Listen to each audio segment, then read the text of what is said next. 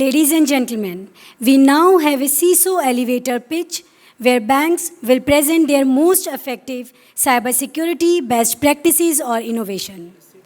For this, I would like to invite on dais Shri Vivek Raval, Executive Director PwC, to conduct this session. Sir.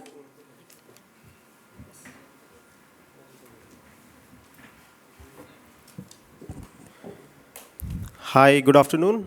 Everybody can hear me? Loud and clear? On the back? Yes? Okay. Hi, so this is Vivek Raval. I'm an executive director with PwC.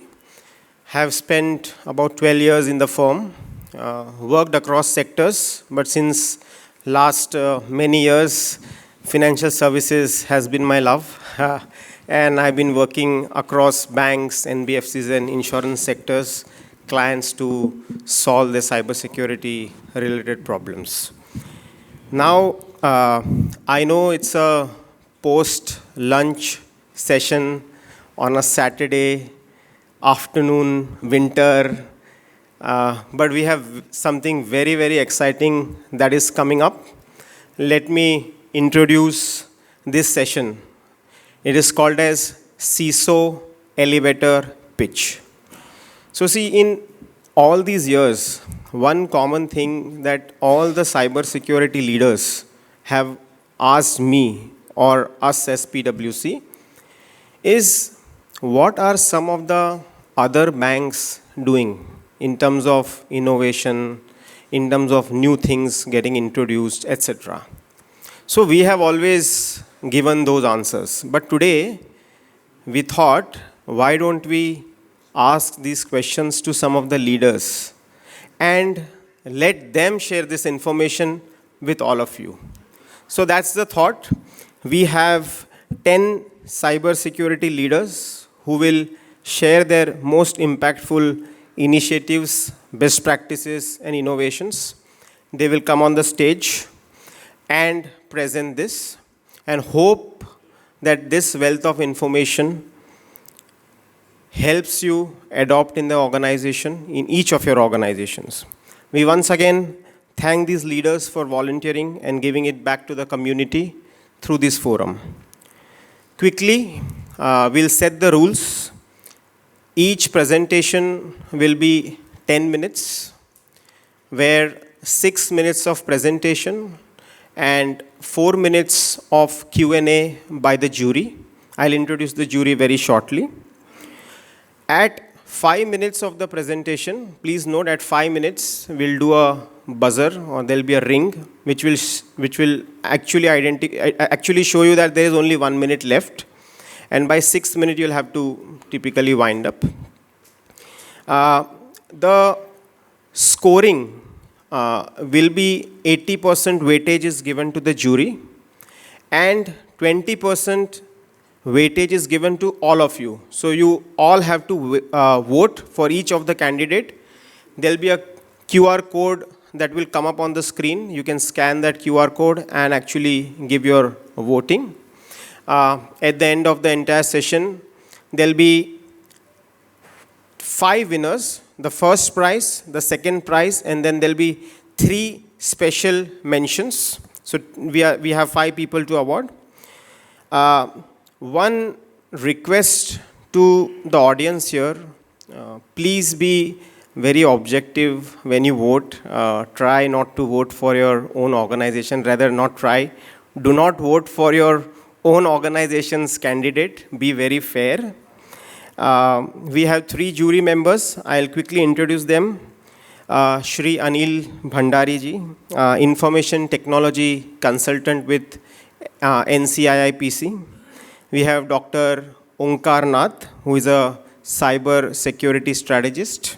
And we have Dr. Sriram Birudavolu, CEO of DSCI Cyber Security Center of Excellence. I'll also give you the order in which these presentations will happen. There is no logic behind it. We have gone alphabetical order, so please don't feel bad if your name is in the front or it's in the last. We'll start so that whoever is there can become ready. The first bank to go is Bank of Baroda. The second is Bank of India. The third is Canara Bank.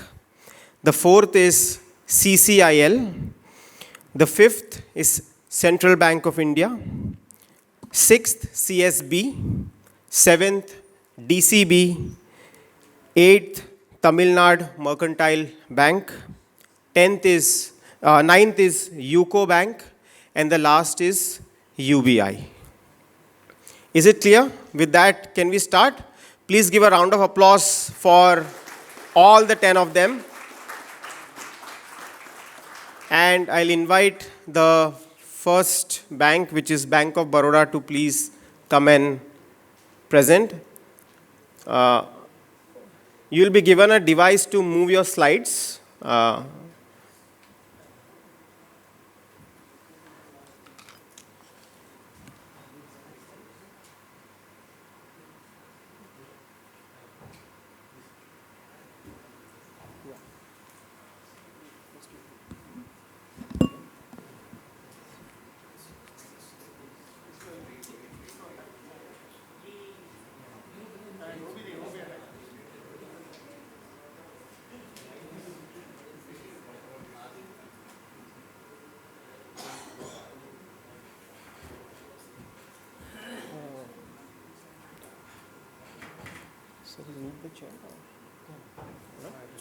Okay, you want to stand here? Yeah. Okay.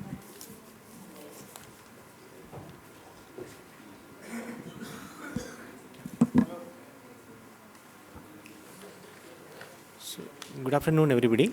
You see, today I am presenting. Please slide, please. Next slide. Today I am presenting the pressing issue of the manual JRC process. So, in the manual JRC process, we are facing inconsistencies in the controls. Basically, we cannot able to get the inconsistent control across the sub-verticals and various departments within our organization. That is one of the biggest issue I face it.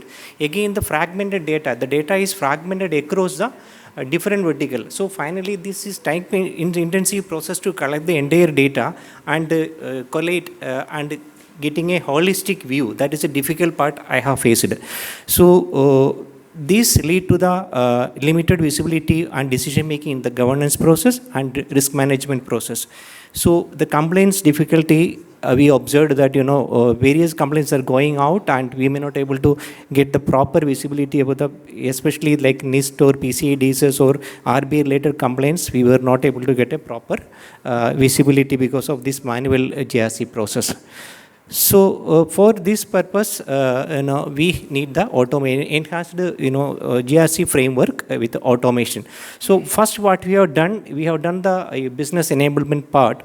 That is, regulatory reporting part. Gradually, we start with that, and after that, we moved one by one technologies towards to it. So we have integrated VAPT processes, risk assessment, compliance monitoring. All other processes we have implemented over there, and we got a holistic visibility of the technology inside this one. And next we have integrate the audit process also along with this GRC process, and automation we made more into these processes. So it has given a more enhanced risk and security posture visibility with these processes in involvement, and also active threat mitigation we were able to do with this process with a holistic visibility. Mainly that our key enablers for this one is unified integrated security model. We could able to arrive with this one, and we could achieve a key benefits out of this enterprise with a holistic visibility. In the unified security model, we have covered the entire cyber security governance as well as the business, the key business units mentioned over there is, you can see that IT operation, digital team, IS audit team, all the, these key stakeholders we made a holistic visibility using the unified security modeling we implemented in the GRC process. So it has given an enterprise with a holistic visibility and a process-driven approach, and cyber resiliency and operational resiliency part, it has improved a lot with this approach. And various other sources also we have integrated to this process, like regulatory advisories, global security operations centers, information red teaming. All these we have integrated over this GRC platform, one or other data sources, and maximize. We have automated the process to get the data into the system.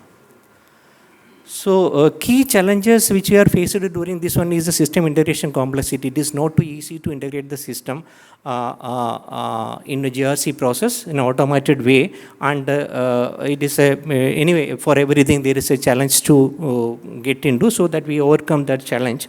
And see, another part is the resistance to change. It was, people will be reluctant because there is a learning and doing the things, they are saying that is a difficult process, repeated activity, but gradually they are accepting the things. But that again, that regulatory dynamics change. See, lot of new frameworks are coming, regulatory framework, like example, SEBI framework has come right now. So we have to fit in that into this system, GRC system. So it is creating a lot of, agility in the system. That all are the other challenges we are facing. Then third party vendor complaints, that is another issue, because we have limited visibility over there. This is creating a lot of challenges and putting it into the this system.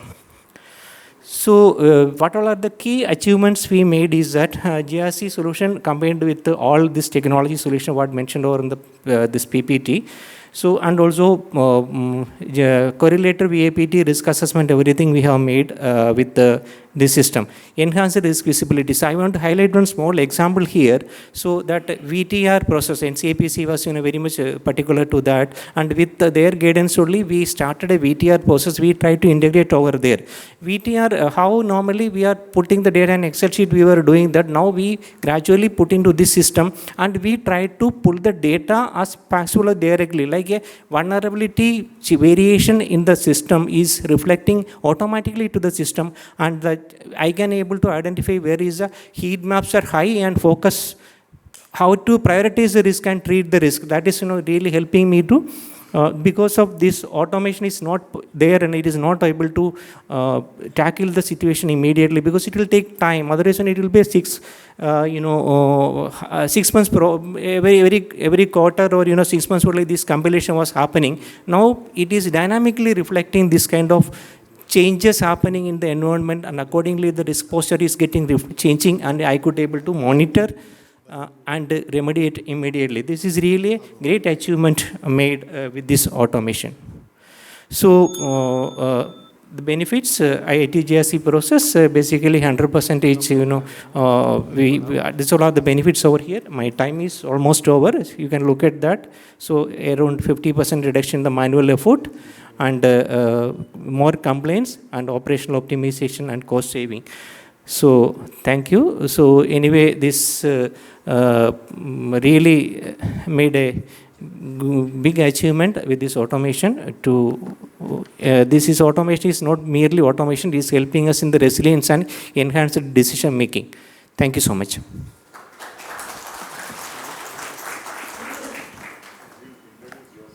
So, I am Ajay Kumar, CISO, Bank of Baroda.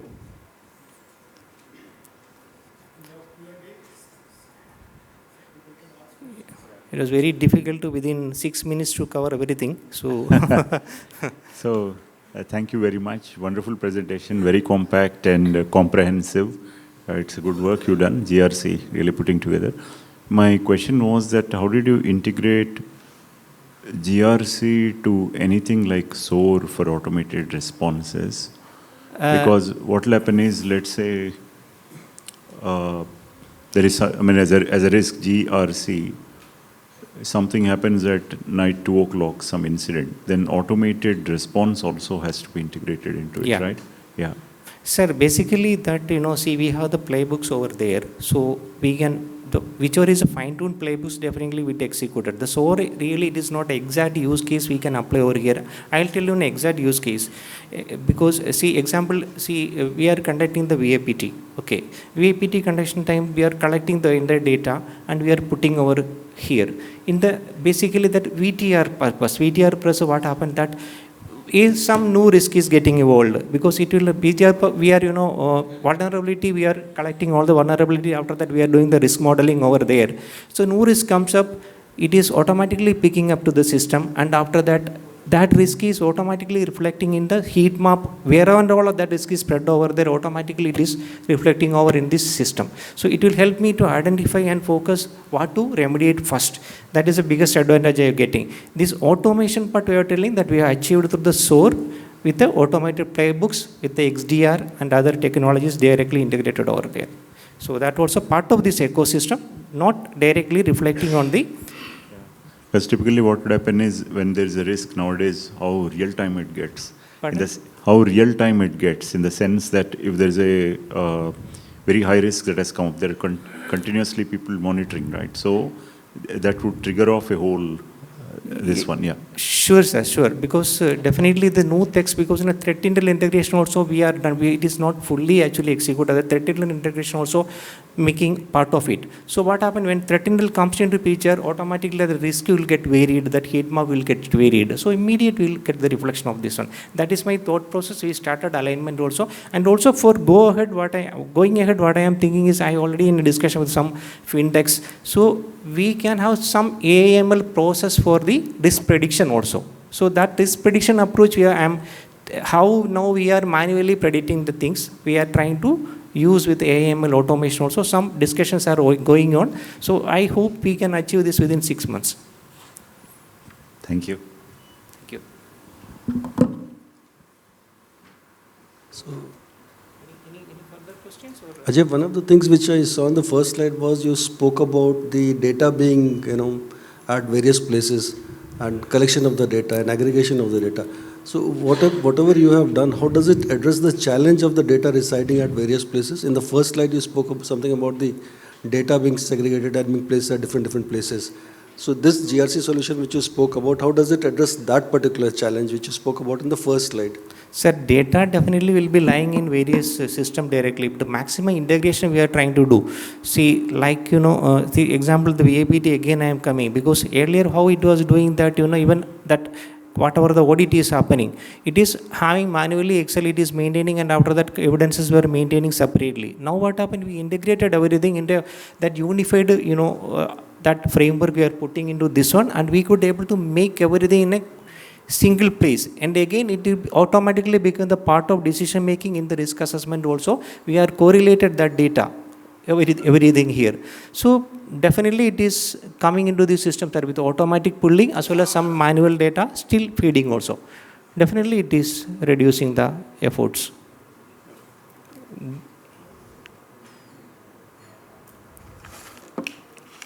Well, sir, here.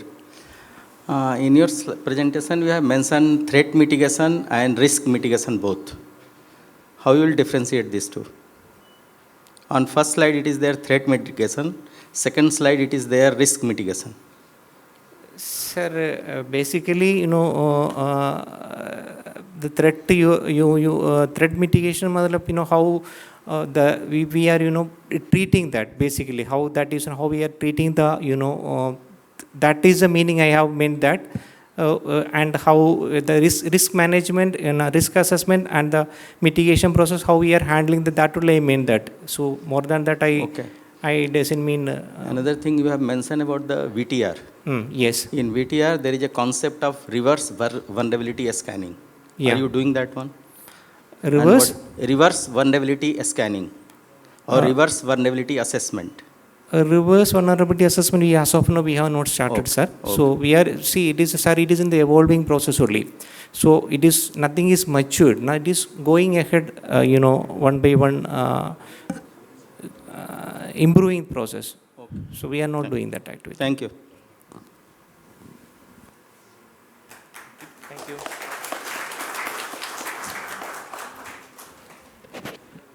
Thank you, sir. That was Bank of Baroda. We'll have a QR code coming up on the screen. I request each one of you to please give your vote.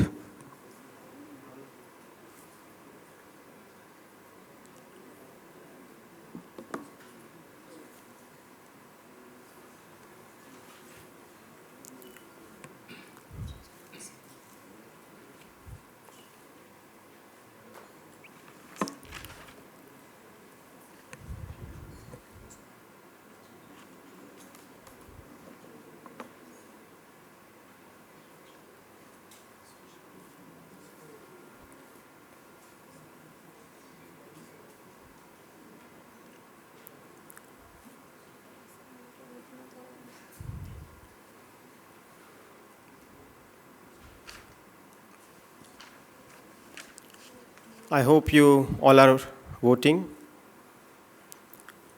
And we'll request. Sorry?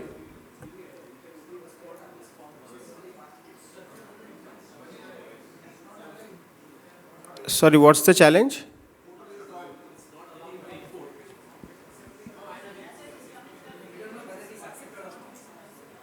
It's giving an error. It says you can only respond to this form once. I have not even tried. So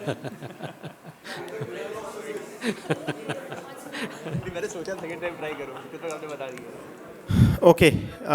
We'll come back to the BOB voting maybe.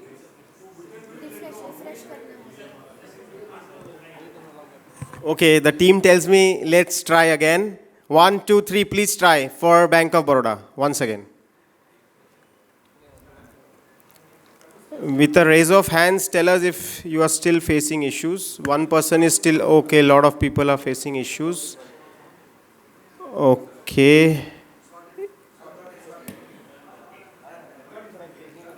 Done. Sorry, last time, please try everybody.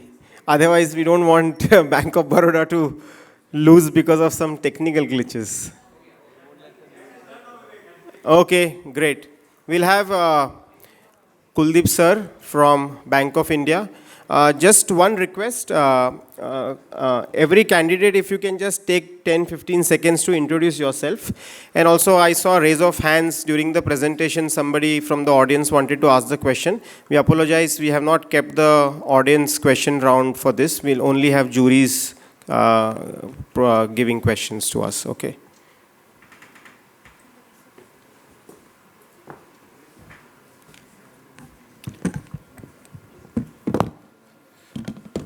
So, very good afternoon, everybody.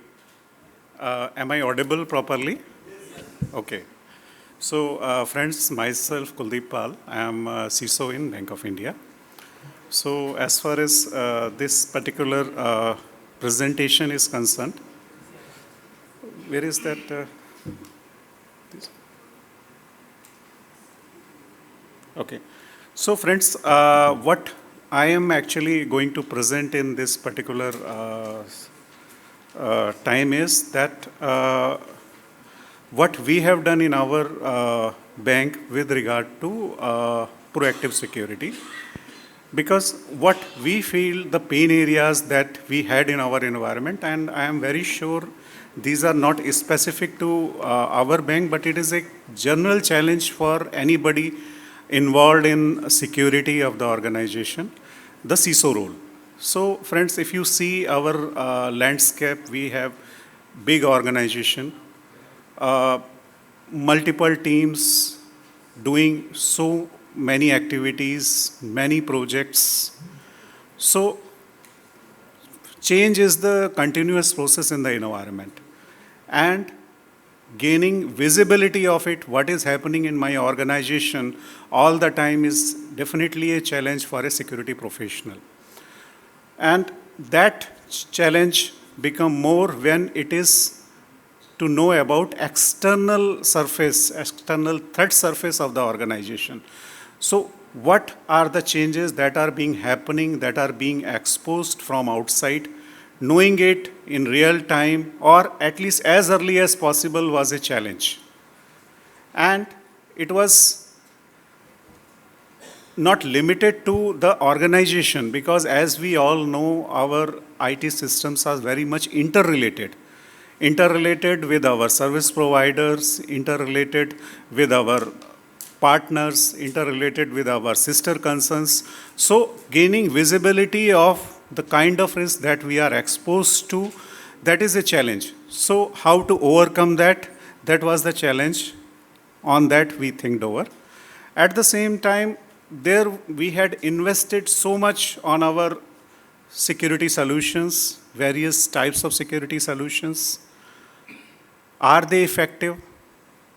Will they be able to perform the job that they are intended to? Whether they are configured in the right way,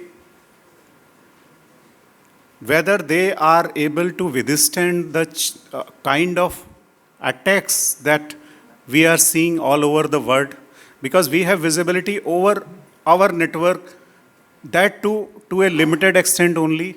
But what about the threat actors? What kind of TTPs they are coming up with? So are we ready to handle those kind of attacks? To know that that was a challenge. And how to overcome that was the overall thought process when we decided to bring in that kind of systems in the environment. So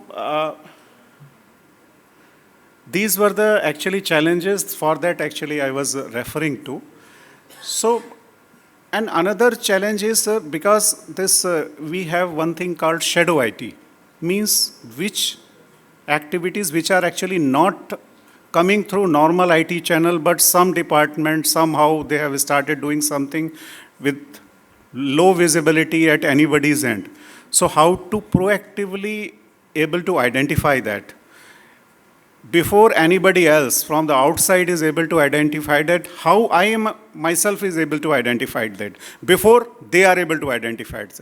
So that was the challenge. For that actually we worked on. Definitely it required testing what kind of solutions are there in the environment. We did market research, we did our peer banks reviews. Based on all that, we come up with two particular technologies. One was external threat surface management, another was breach and attack simulation kind of thing. And definitely it required detailed POCs with the known vendors in the environment, how they are able to do in our environment, whether they are able to meet the kind of expectations we have. At the same time, what are the kind of technical capabilities the solutions are offering? What capabilities are differing from one vendor to another? So all these things require detailed analysis. And definitely after that, this whole procurement process that we all, as this PSU space, we have to go through. So after detailed scrutiny and everything, we were able to onboard the vendor. And then started this implementation cycle. So in the implementation stage, actually, if you see this external attack surface management piece, it is not very deployment heavy. We have to properly configure our public IP ranges, our domains, our keywords, etc. And based on that, we can get a proper visibility of our external threat surface. And we have to include our this other, I should say, our sister concerns or our vendors, so that we also get visibility of their security posture. Also, breach and attack simulation, it requires configuration of agents, configuration and setting of their simulation agents, some settings on WAF, etc. So after all that, actually, we were able to deploy it. As far as timeline concerned, the first solution we were able to deploy within 45 days, and second one, it requires overall about 5 months to implement. And the challenges that we faced is, in the first solution, it was with respect to our name, Bank of India, because it is very, very common, so many false positives were there. But with the efforts, we were able to actually fine-tune it. Significantly, the other solution, actually, we had a specific challenge that we are going through a very heavy digitization phase. So many layers of technologies were being actually changed in the environment in the parallel. So that also made our job little difficult, but we were able to still complete it successfully. What is the benefit that we faced in this process is that we got very, very fine-grained visibility over our external threat surface, and at the same time, we were able to give very useful suggestions to our sister concerns as well as our partners, as wherever some security gaps were there. And for us also, we were able to increase our security score to 800. So that is the first time for us. And similarly, for breach and attack simulation as well, we were able to identify many actionables that we actually highlighted in the actually more than 100 actionables as far as fine-tuning of security solutions, etc. are concerned. So this is from my side.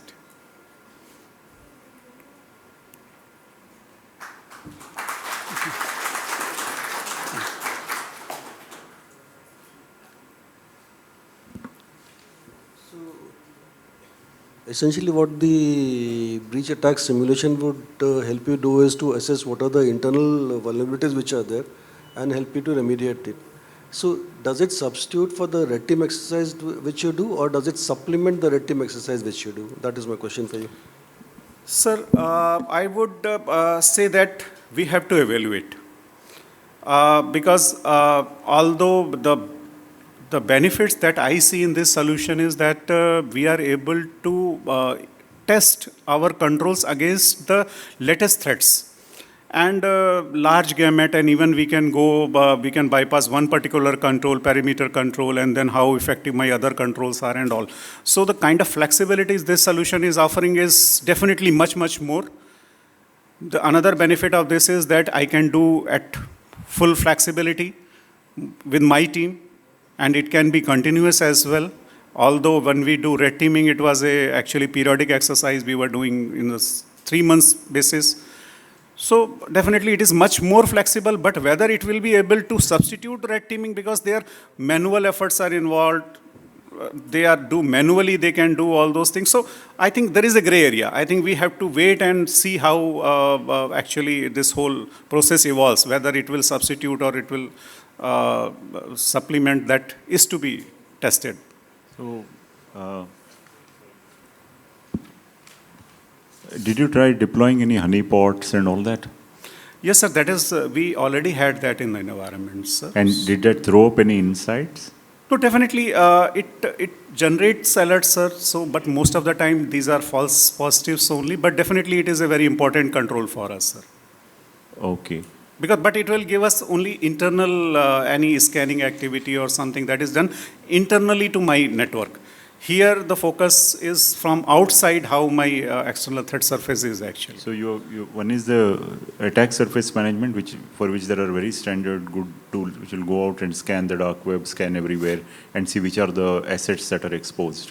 Where it's Sir, URLs actually, or the main use case that we are looking for is not just external threat surface management. I want visibility over the change, the delta that has happened over the last 24 hours. Whether it is authorized or not. Has somebody done misconfiguration? By mistake, somebody has done it.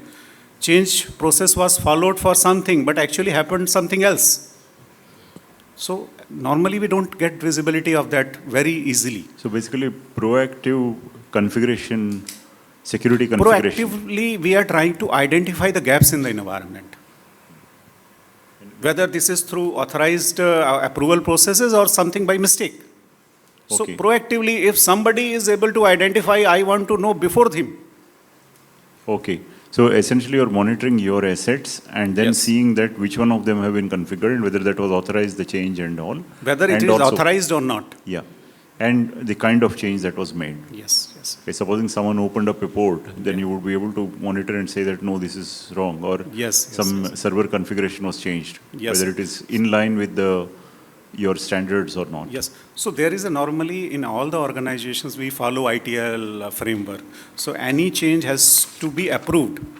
But after that approval, whether the same change has happened or some manual errors have happened or somebody has intentionally done some changes bypassing this whole change approval process. So that visibility I will get, at least for my external surface. So this entire thing is automated? I mean, does it continuously? Yes, actually, these are sensors which will scan my publicly exposed assets on a regular basis. And the specific data that I am seeing is, tell me specifically what has changed. And that to a very short duration, maybe 24 hours. Good, thank you. Well, my question is, you have given that 8% and 12% benefit. So what was the business case? What was your expectation in the beginning? Sir, actually, these percentages are coming from the tool only. So definitely it actually, they have their own benchmark. What is the detection capability of the environment and what is the prevention capability of the environment. They will test against their own parameters. And definitely, they also help us to identify the action items, the improvement areas. Because it has identified that this latest attack vector has been tested against our controls and our controls failed. So definitely there is an action item for me. So I will do those corrections, and after that, again I will run that test. So definitely there is an improvement. So that improvement is actually given by the tool so that I can measure my performance over the period. Okay. So when you are getting the action items, do you map it to the risk parameters, that is risk appetite and risk tolerance? So risk appetite are quite static parameters. We decide in the beginning of the year what is my this risk But parameter what and all. happens? But definitely whatever improvements I do, my risk is getting reduced. Yeah, but when it is whatever scanning you have done, you have found that there is a false positive. So for that period, your risk will be more. Are you going to do this type of comparison into the process? Definitely, sir. Definitely. Through that in actions? Sir, definitely when we started this journey, at that point, we were at certain level of maturity. So with each iteration, with each improvement efforts, I am improving my overall effectiveness of my security controls, effectiveness of my detective controls. So that is what actually giving me some improvement, and definitely the improvement in my security control effectiveness will reduce my risk. So I will definitely relate it in my this whole risk methodology that when I identify my effective risk, I also take care of effectiveness of the controls. So if effectiveness of controls is improving, definitely risk is reducing. So that way, sir, it is mapping to the whole risk framework of the organization. This MITRE framework is promoting blue teaming. Do you have any provision of blue teaming in this problem or solution? Sir, when we talk about blue team is actually the one who is actually protecting the environment. So it is in the form of a team who is looking after security operations center. So this tool is actually automating the red teaming function. So whatever improvement I am doing is actually improving the effectiveness of the blue team only. Okay. Thank you. Thank you, sir.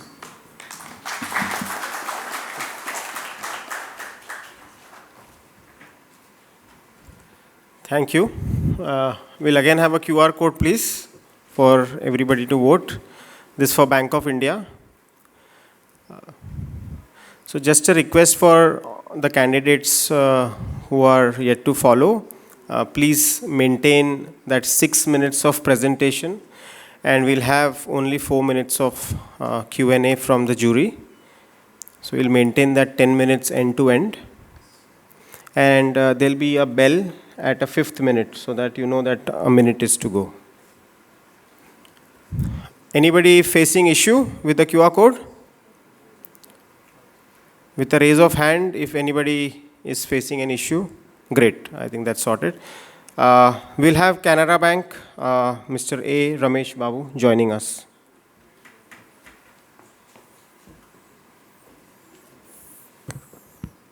Good evening, all. So this is a AMRAP.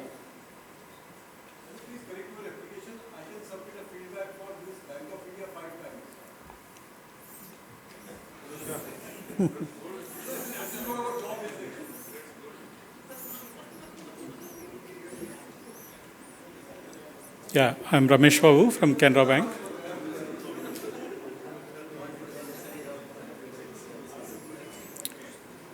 Yeah, this is a small use case I'm presenting here, which is tested, and it is still not implemented at enterprise level, but we are testing and using it. So, as you know, we need to continuously improve our processes. A lot of technology we are buying, but implementation is a challenge, and process level implementation is the one thing we need to focus more.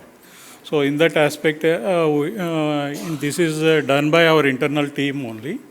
This is just existing technology, leveraging that and using it for the application security aspects.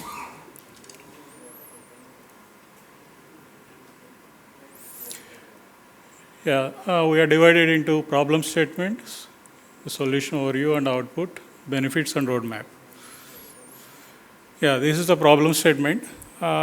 Usually we will receive a lot of requests for giving our security views for the various applications which is being used by our bank.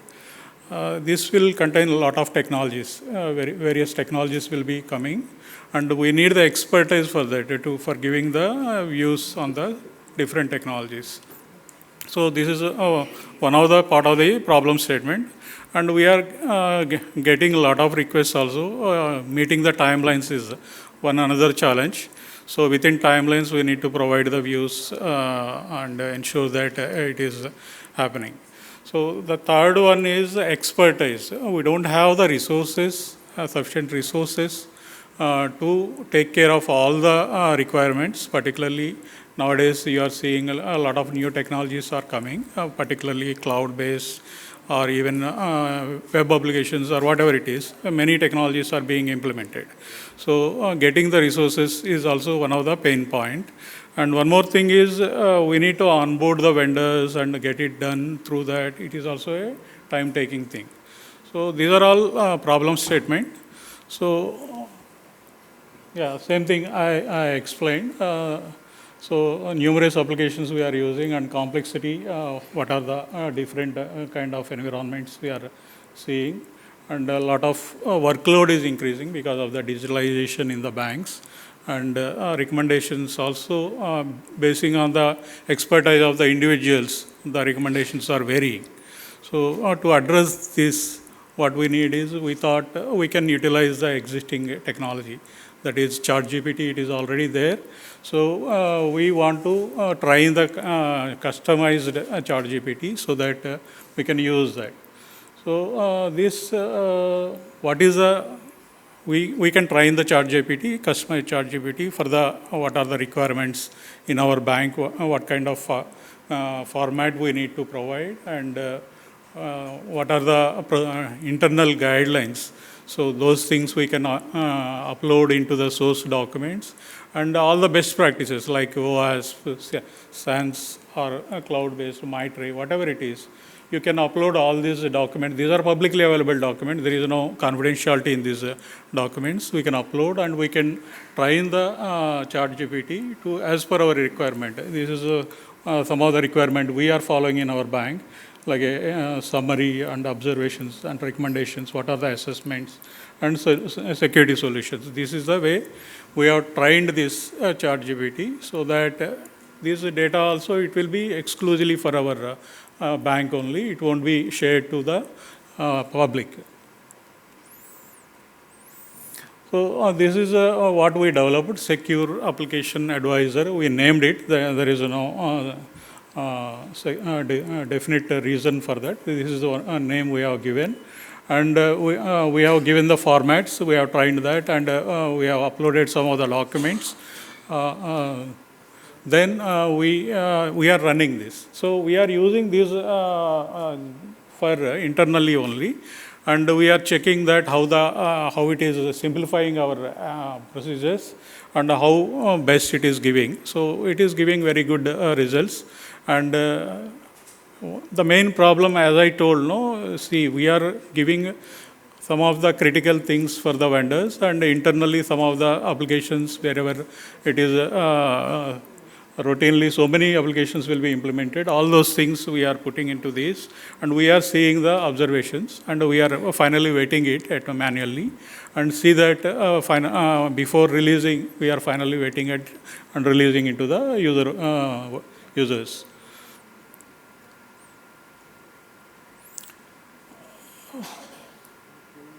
So this is how we are running this. Provides this is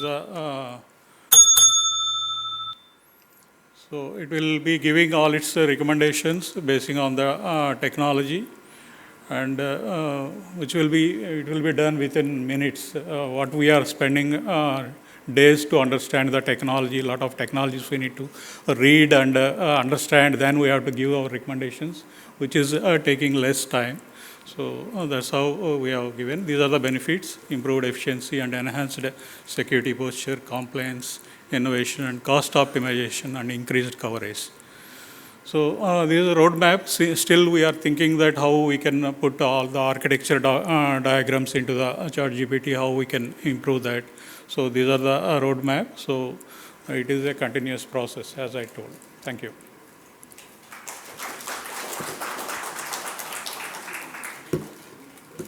Thank you. Certainly a step in the right direction.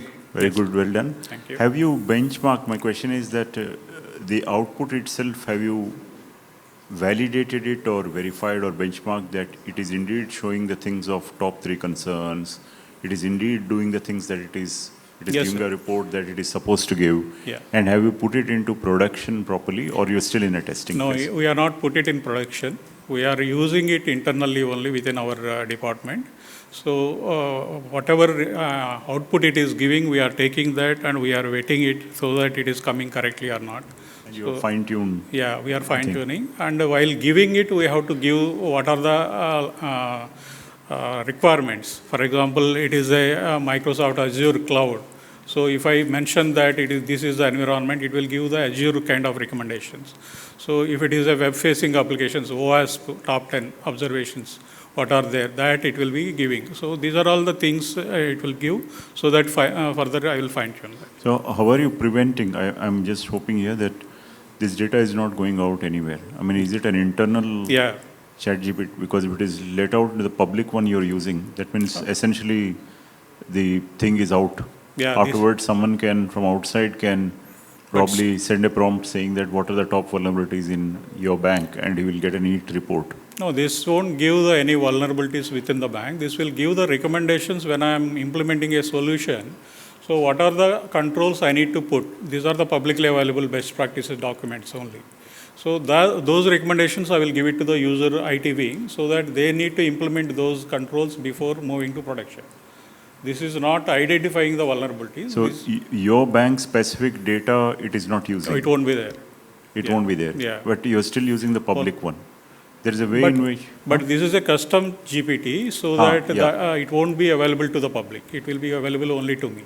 So wouldn't it be great if you use the bank's data to give very tailored specific recommendations? Those things we need to explore that. So I want to, particularly, presently we are using all the best practice, what are the guidelines, internal guidelines also, those things only we are using. So those things slowly we need to explore whether we can do that. Thank you. Yeah, thank you.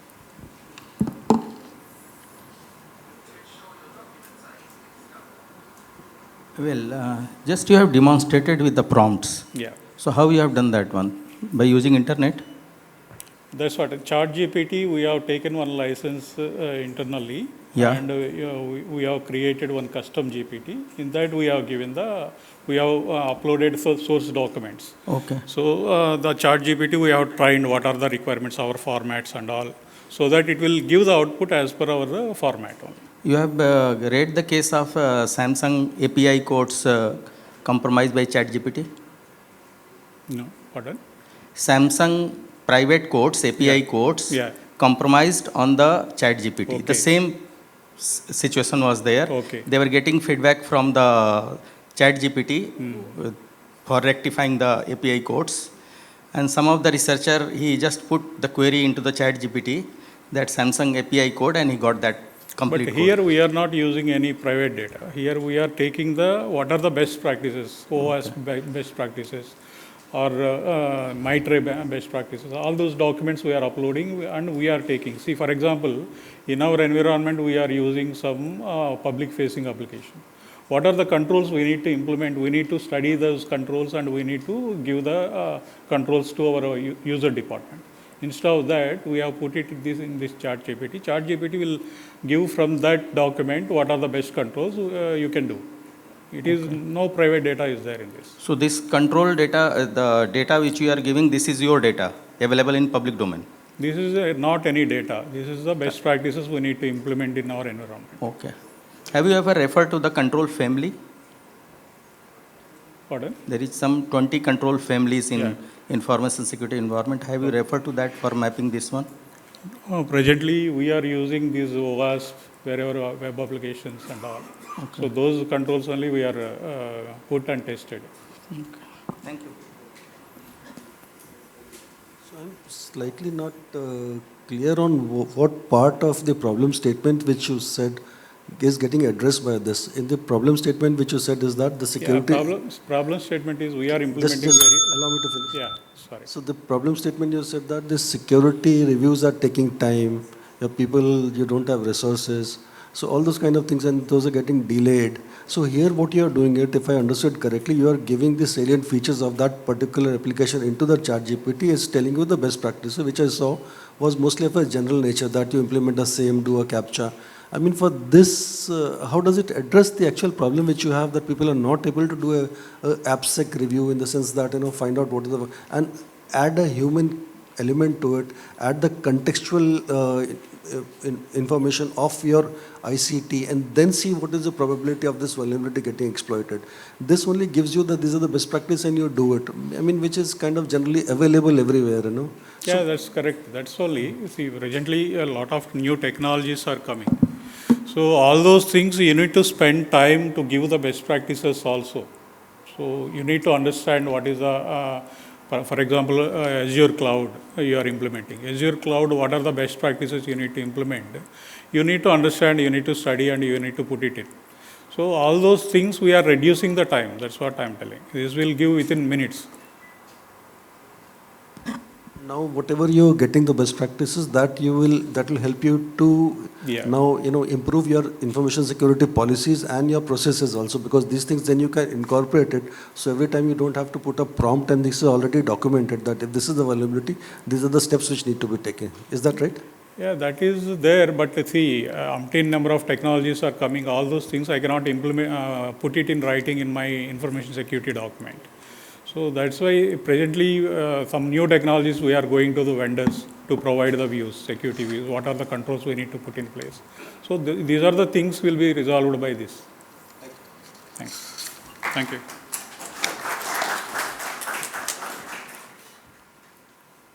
Yeah, so just to clarify on the multiple votes, see, this is an anonymous voting. We are not capturing your mobile number or email ID while you are voting. Since we are not taking that, we don't have an actual identifier to check whether you are voting once or twice. The request is, please vote only once and be fair and objective. With that, the QR code in front of you. This is for Canara Bank.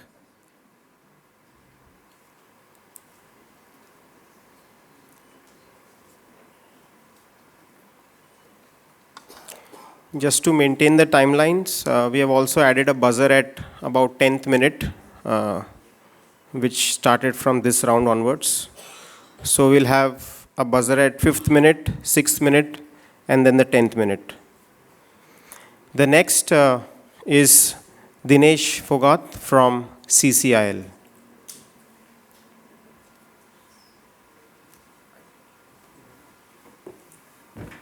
Thank you.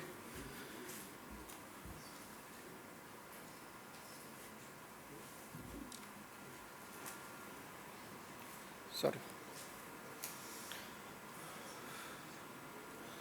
Okay. Since it's a CISO forum, kind of, I'm getting to meet a lot of CISOs which we get in CISO forum. So thought of sharing the experience that we implemented. So we implemented NGSOC and the kind of benefits it is giving as compared to traditional SOC. That's what we are bringing it here.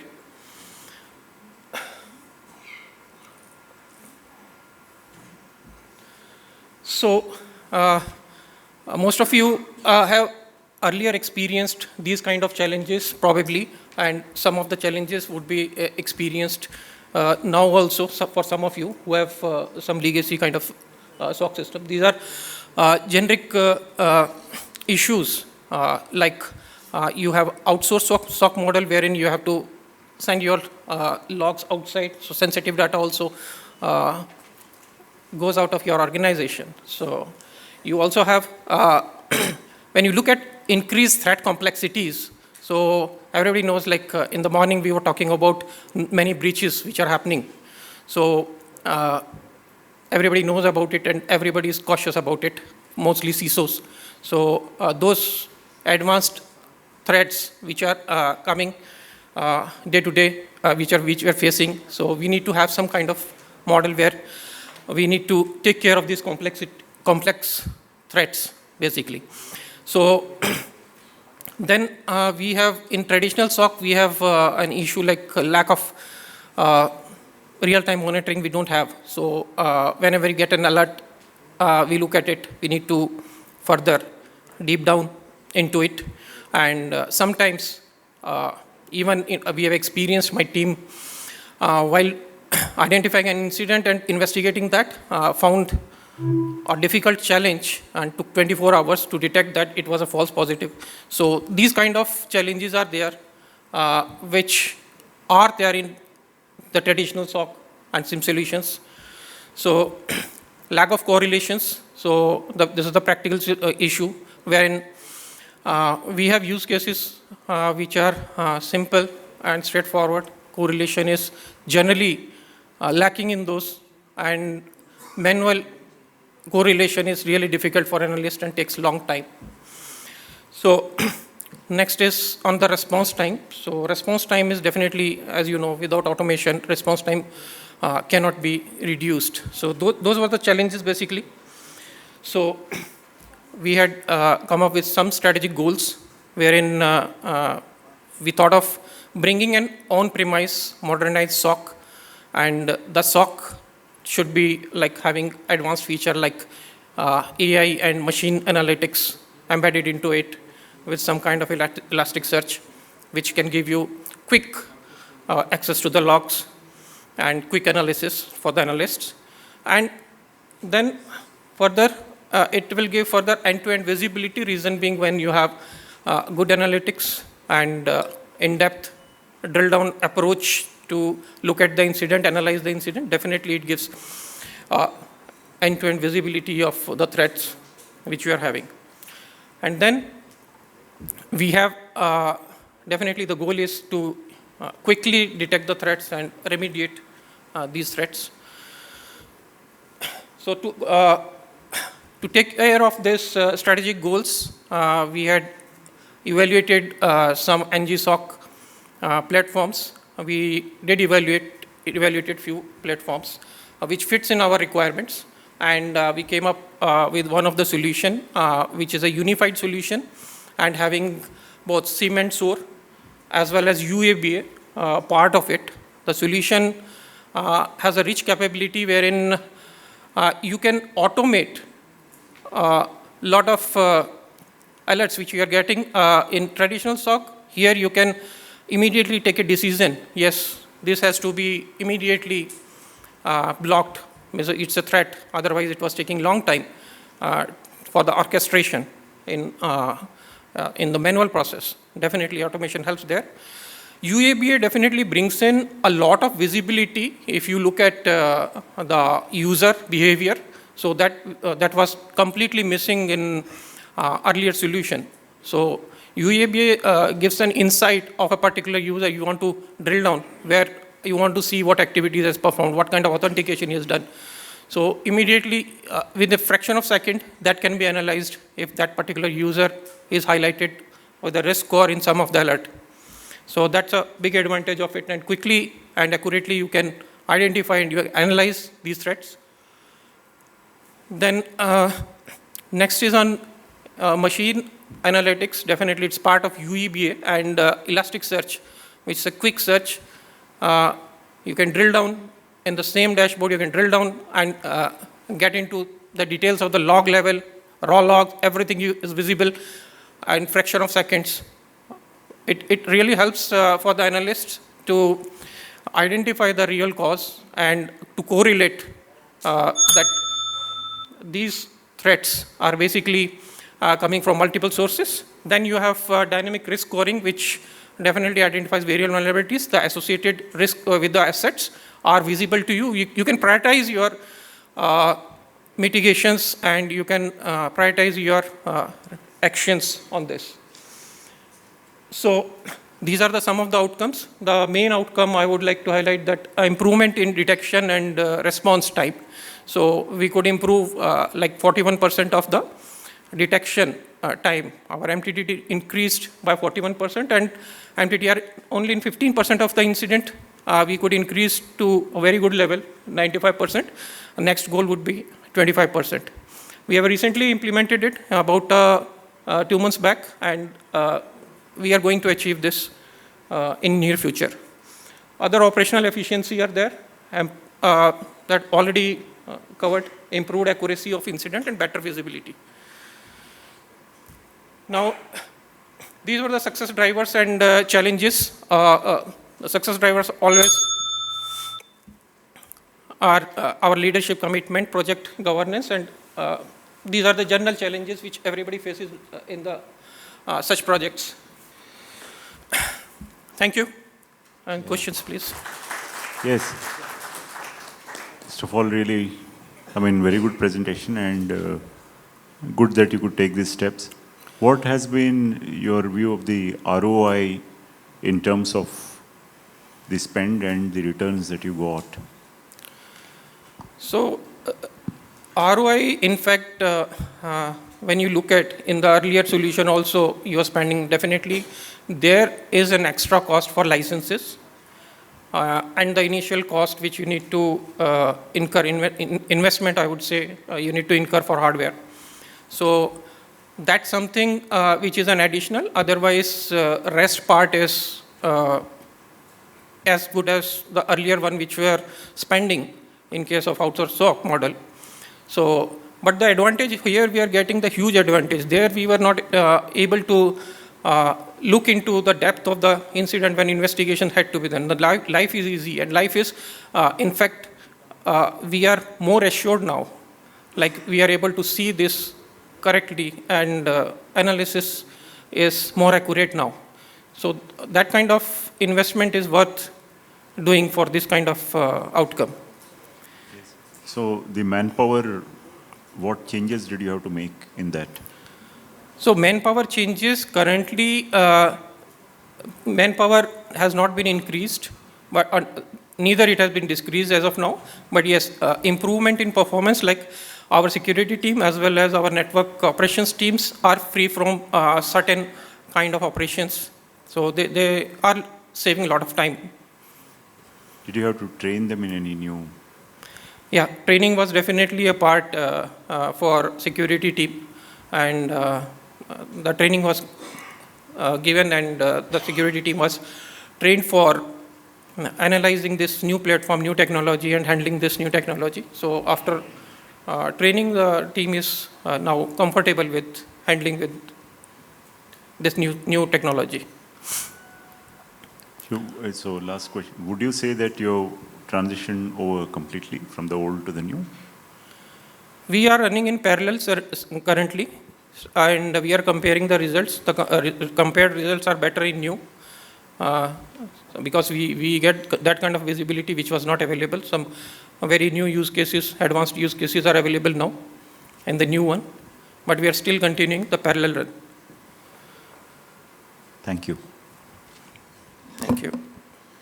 You spoke about advanced new cases, and you also spoke about the use of AI and machine analytics. For the benefit of this group, can you just tell some of the advanced use cases, using the AI and the machine analytics which have been inbuilt into your new NGSOC? So one is definitely direct abnormal kind of authentication when it is taking place from any kind of user. Like we have integrated a domain controller, as well as it gives entire visibility. Just by a click, we come to know like this particular user, how many times he has authenticated, where it has authenticated, when that particular user is highlighted in some kind of alert. Okay, so the alert is abnormal because like if somebody in our VPN, somebody is connecting from different geolocation, as well as at the same time the target machine on which some elevation kind of activity is tried. So we get that kind of visibility now, which was not available earlier. So this is definitely an add-on. And basically the analytics is the biggest advantage which we are getting out of it. Multiple correlation cases we are still integrating, and few use cases are definitely in use, which are giving some good outcome. Lastly, can you also tell us briefly about, you spoke about the dynamic risk scoring. What are the attributes which are taken to consider the dynamic risk scoring, and how dynamic is it? Does it happen in real time? Yeah, so dynamic risk scoring, basically it's a real time, and dynamic risk scoring is part of the solution. So solution has inbuilt algorithm which it identifies based on the kind of traffic as well as the kind of use case it is. Accordingly, it assigns a score to it, and it is dynamically changing based on the logs and traffic.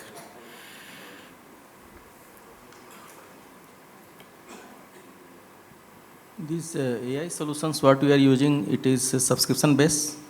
Sorry, sir?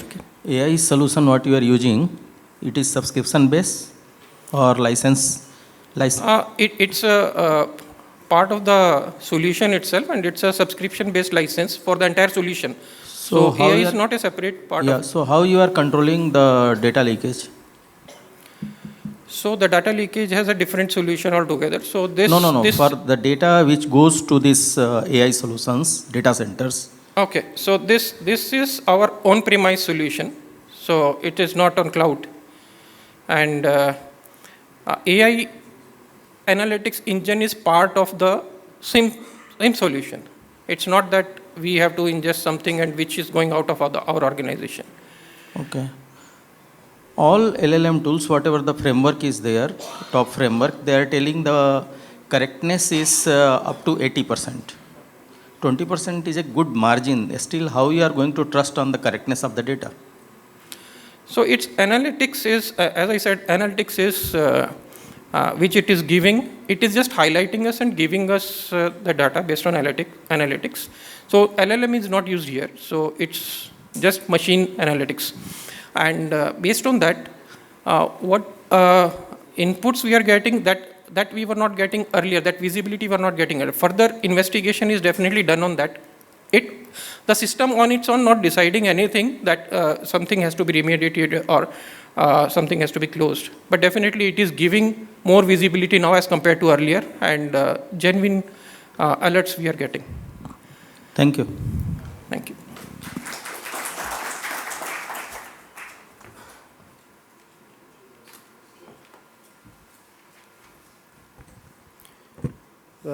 Next person is Surya Narayan Shri. Yeah, that is there. I thought I should not repeat that again.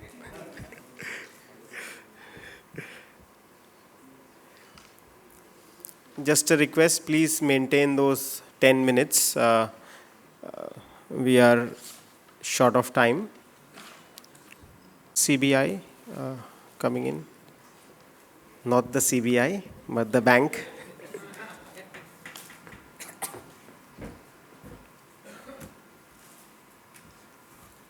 So very good afternoon to all of you. See, as part of our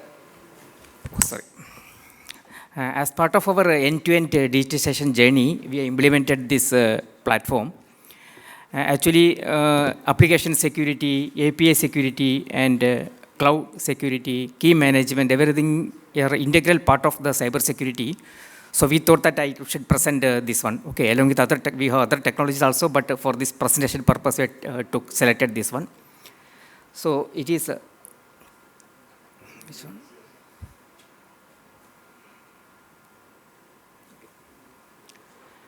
So securing large number of customers and enabling digital transformation, these are the purpose of enhancing security to the applications.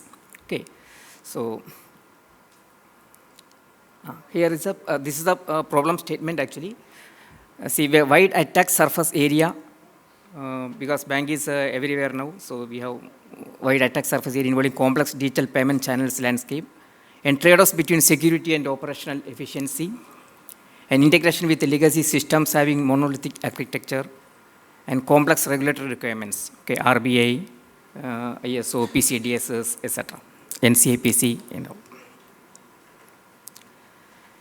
And these are the key challenges. Some sudden changes in demand and rapid deployment needs without manual intervention, and maintaining high availability considering fault tolerance, future scalability, and of course, security requirements. So these are the actual approach for the solution. It is a part of containerization and hardware security modules, microservice architecture instead of monolithic architecture, and secure by design methodology to reduce attack surface area. So this everything is in microservice architecture, so that small development can be made and immediately it is tested. It is tested automatically for application security, API security, container security. Everything is automatically tested, and these are the key technologies we have used: OpenShift containerization platform and FIPS 142 level for highest complex compliant HSM. That is just implementation. That is I mentioned under implementation. We have procured that one. It's in testing stage actually. That's second part. And SE Linux mandatory access controls and OS services are hardened by default, and automated CI/CD pipeline.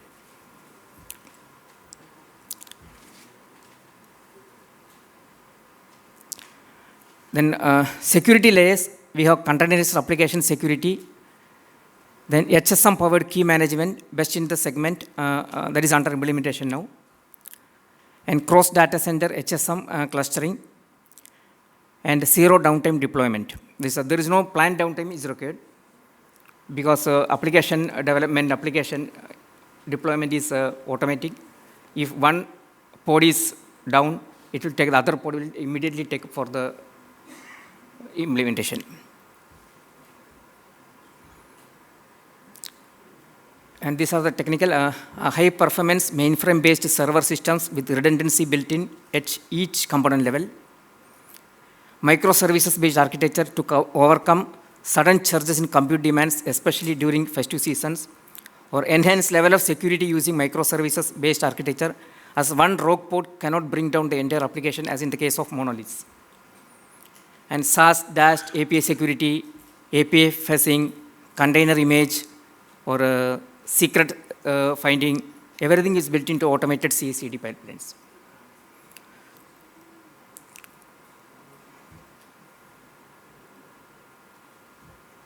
And these are the expected outcome.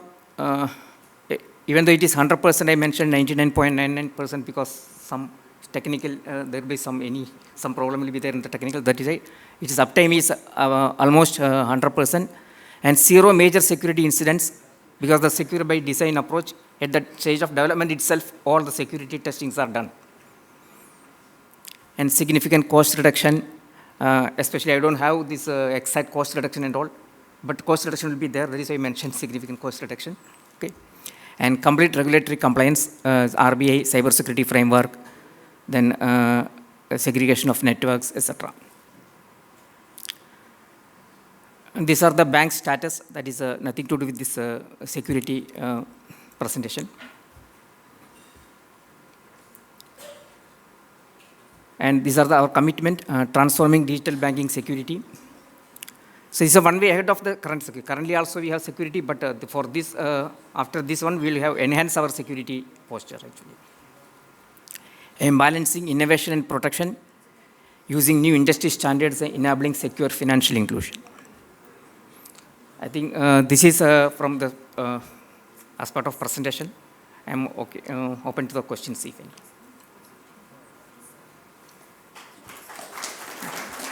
Yeah. Thank you. First of all, you need to introduce yourself. So sorry, I am Surya Narayanan, CISO, Central Bank of India. Okay. So, did you do any metrics before and after?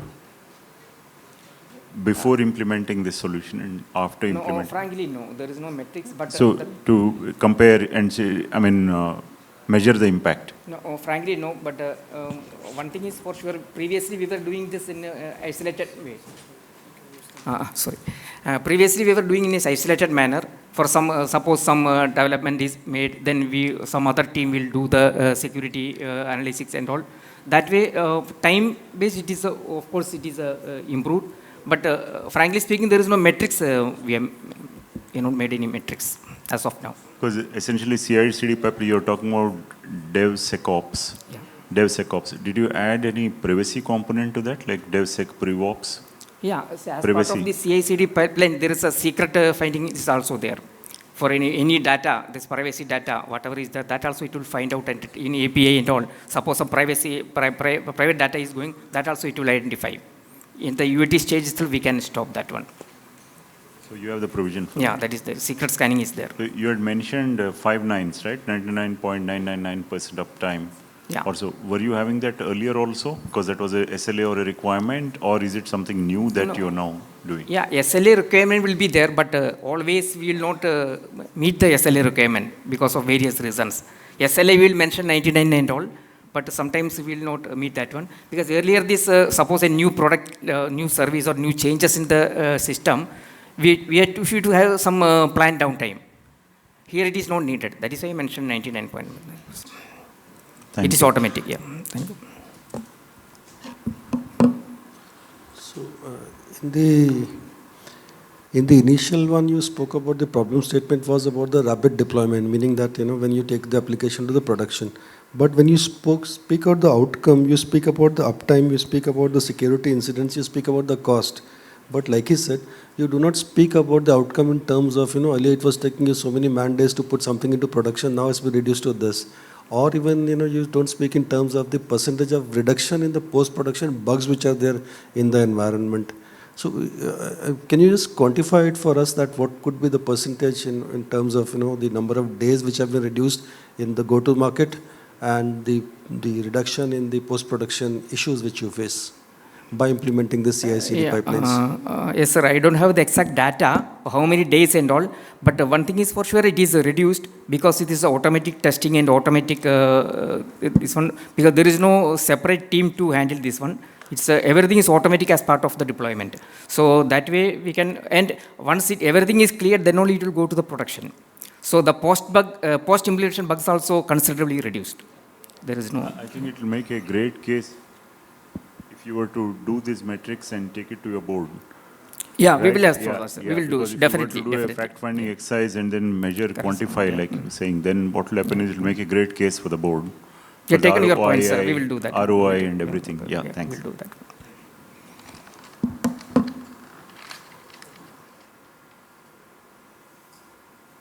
Okay, thank you.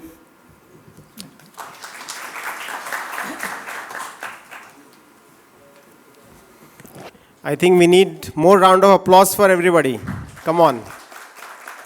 So 5 gone, 5 to go. QR code.